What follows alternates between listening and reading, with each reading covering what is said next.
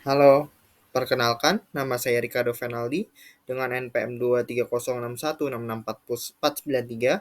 Pada kali ini saya akan membahas tentang pasir pantai versus pasir sungai. Di mana kita telah diberi rumusan masalah dari slide PPT terakhir, di mana diberi pertanyaan why the sample have identifiable characteristic unique to their origin. Jadi mengapa sampelnya ini bisa diidentifikasi berdasarkan dari asalnya. Dan juga di B ini kita ditanya apa saja yang berubah dari asalnya atau dari hulunya ke apa yang berubah dari batuan tersebut dari hulu ke pantai. Nah, saya sudah memberikan beberapa hipotesis awal. Nah, untuk masalah yang pertama, di mana kita bisa lihat di mana kalau pada pasir pantai memiliki ukuran yang lebih besar dibandingkan dengan pasir pasir pantai, pasir sungai lebih besar dibandingkan pasir pantai. Selain itu juga pasir sungai dia itu memiliki tekstur yang lebih kasar dan juga dia tuh memiliki sudut-sudut, sedangkan kalau tekstur pasir pantai dia lebih bulat dan juga dia tuh kan lebih halus. Nah, untuk yang B apa saja yang berubah? Nah, bisa kita lihat pasir pantai dengan pasir sungai. Kalau pasir sungai dia ukurannya lebih besar tentunya. Lalu sedangkan pasir pantai ukurannya lebih kecil. Lalu teksturnya pasir sungai itu lebih kasar dan juga bergerigi. Sedangkan kalau pasir pantai dia lebih halus dan sedangkan bentuknya bisa kita lihat misalkan kalau pasir sungai ini dia tuh lebih tidak teratur, sedangkan kalau pasir pantai dia bentuknya lebih bulat dan lebih teratur. Nah, dari hipotesis ini ada beberapa eksperimen yang saya sarankan, antara lain, nah, nilai eksperimen di mana kita tentunya harus mengambil sampel data, di mana kita dapat melakukan hal itu dengan mengambil batuan yang ada di sekitar sungai atau pantai yang dimana tuh memiliki hulu yang sama. Jadi misalkan kalau berbeda itu nggak bisa, karena kita ingin menguji hubungan antara hulu dengan jenis bebatuan di sungai dan juga di pantai apakah sama atau enggak. Kalau itu sama, itu bisa kita identifikasikan bahwa bahwa benar bahwa batuan tersebut memiliki hulu batuan tersebut memiliki bahwa kedua batuan yang ada di pasir yang ada di pantai dan juga sungai itu berasal dari hulu. Lalu setelah ya kita mengumpulkan datanya, kita harus menguji. Misalkan dengan cara menguji kerasan batuannya, bagaimana, karena pasti tentunya setiap batuan memiliki karakteristik dan juga kekerasan yang berbeda. Jadi misalkan ada yang jatuh sedikit dia tuh udah hancur batuannya, ada juga yang dia keras sehingga susah. Lalu ada juga warna batuannya juga bisa, lalu geometri adalah bentuk batuannya tersendiri, bagaimana misalkan dia bentuknya tidak beraturan atau bagaimana. Lalu ada sifat kimianya. Sifat kimia ini juga menentukan apakah pasir tersebut itu berasal dari bebatuan yang sama atau enggak, atau enggak bat, uh, batuan yang berasal dari hulu itu uh, melakukan pelapukan kimiawi atau enggak, atau hanya fisika aja sehingga struktur kimianya tetap sama. Nah, setelah itu saya akan membahas tentang untuk mendukung hipotesis ini tentu ada teori-teori dasar. Nah, saya akan bahas ke teori dasar. Nah, sebelum itu kita akan bahas apa itu pasir. Pasir itu adalah butiran yang merupakan hasil dari pelapukan batuan baku dan juga sedimen. Dan butiran pasir ini umumnya ukurannya antara 0,0625 sampai 2 mm.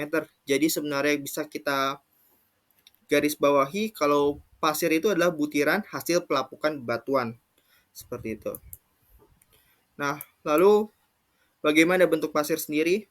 Nah, bisa kita lihat kalau pasir sungai itu bentuknya yang antara very angular, angular, angular. Bisa kita lihat di mana pasir sungai itu bentuknya sangat tidak beraturan dan juga dia tuh lebih besar. Nah, sedangkan kalau pasir pantai bisa kita lihat di mana ada pada sub-rounded, rounded, well-rounded. Bisa kita lihat pasir pantai itu lebih bulat bentuknya dan juga dia tuh lebih terbentuk, lebih lebih teratur bentuknya dibandingkan dengan pasir pantai. Lalu tentunya kita ketahui bahwa pasir itu berasal dari pelapukan, sehingga kita juga harus membahas tentang apa itu pelapukan itu sendiri. Nah, pelapukan itu merupakan proses perubahan dari batuan menjadi semakin mengecil, dan sehingga akhirnya menjadi tanah. Nah, pelapukan ada beberapa, di mana ada pelapukan fisika, pelapukan kimia, dan pelapukan biologi. Pelapukan fisika itu merupakan pelapukan yang dimana dia itu akan pelapukan atau pengambilan batu secara fisik, dimana sehingga dia itu tidak mengubah komposisi dari batuan itu tersebut. Bisa contoh dari pelapukan fisika antara lain suhu. Mengapa suhu? Karena kita ketahui bahwa kalau pada panas batuan akan mengalami pemuaian. Lalu pada dingin dia akan mengalami penyusutan. Nah, sehingga jika hal ini berlangsung secara terus-menerus dan juga secara mendadak, maka ikatan yang ada di antara batuan tersebut akan semakin longgar dan akan mengakibatkan batuan pecah. Bisa kita lihat pada padang pasir di mana batuannya pada mengalami lapukan karena suhu ekstrim di sana. Lalu angin di mana angin membawa batuan tersebut yang bisa menyebabkan batuan tersebut terjadi erosi. Lalu air juga bisa, di mana bisa kita lihat misalkan pada tanah longsor di mana habis hujan air, di mana karena batuan itu tidak mampu menahan air, itu maka batuan tersebut akan mengalami pelapukan atau juga mengalami erosi. Lalu ada kristalisasi air garam. Kristalisasi air garam ini maksudnya air garam tersebut, kita tahu bahwa air laut itu merupakan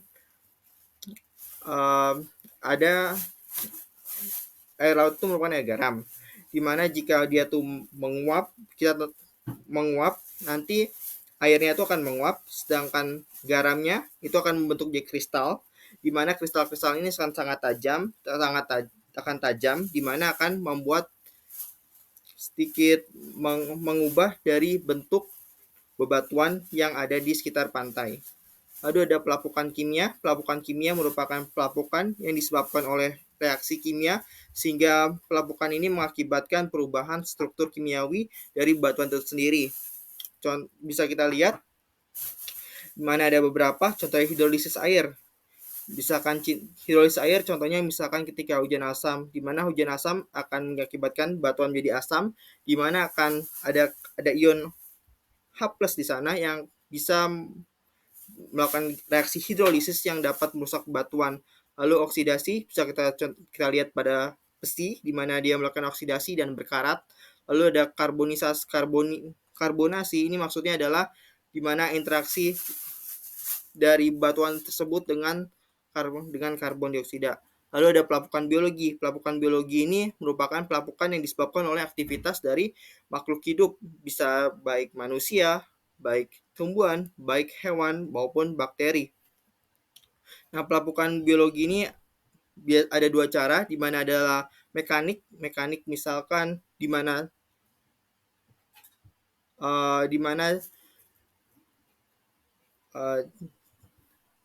mekanik itu dia tuh tanpa melakukan reaksi kimia, sedangkan misalkan biokimia itu misalkan suatu tumbuhan di mana dia hidup di situ dan dia menghasilkan zat-zat yang dapat melapukan batuan. Sedangkan kalau yang fisika itu contohnya adalah penetrasi akar tumbuhan ke batuan. Nah, Nah, setelah kita tahu apa itu pelapukan, maka kita bahas asal usul dari pasir itu sendiri. Nah, ini akan berhubungan dengan rumusan masalah tadi, di mana pasir itu berasal dari hulu, di mana di hulu terjadi erosi yang menyebabkan erosi batuan terbawa oleh ke sungai. Nah, di sungai batuan akan mengalami pelapukan akibat dari pergerakan air itu sendiri juga, dan juga faktor lainnya seperti suhu dan lain sebagainya. Lalu nanti batuan tersebut akan terbawa dan akan semakin mengecil jika ke hilir, dan akan terdeposisi di bagian dari bagian pantai. Nah, ini ini adalah proses sedimen dari hulu ke pantai, di mana ada traction. Traction itu di mana batuan tersebut itu bukan besar, dan itu biasanya terjadi di dekat-dekat sumber atau dekat hulu, di mana batuannya masih bentuk besar, di mana dia akan bunch, akan seperti itu, dan bunch-nya ini menyebabkan dia tuh bergesekan. Nah, bergesekannya ini akan menyebabkan batuannya akan terus terkikis dan juga melakukan pelapukan dan akan semakin kecil. Lalu ada siltation, ini jika biasanya lebih ke dekat dengan sumbernya, jadi dia mengecil bentuknya dari yang traction tadi, bentuk large menjadi yang lebih kecil. Lalu lebih kecil lagi ke suspension, di mana dia tuh bisa terbawa air, hingga artinya siltation ini. Nah, namun setelah batu mengecil, karena setelah batuan mengecil, nah karena pada pantai itu arus airnya itu semakin mengecil, dan karena kehilangan energi kinetik, maka bebatuan atau sedimen yang berasal dari hulu tersebut yang telah menjadi kecil itu akan terdeposisi di daerah pantai. Nah, namun selain dari hulu, ada juga beberapa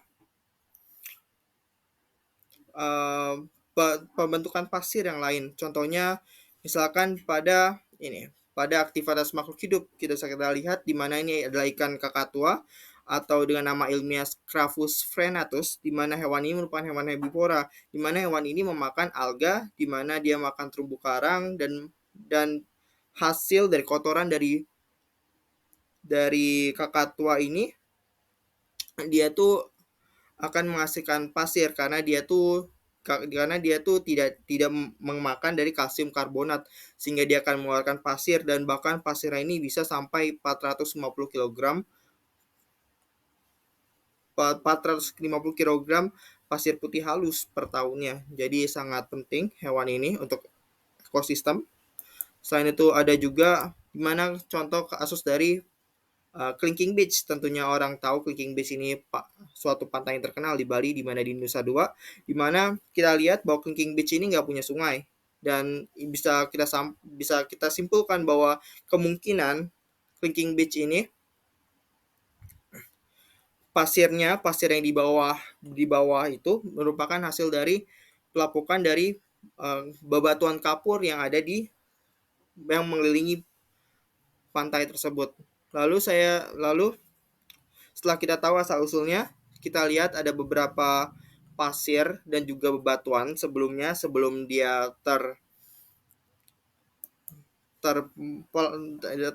dia mengalami pelapukan.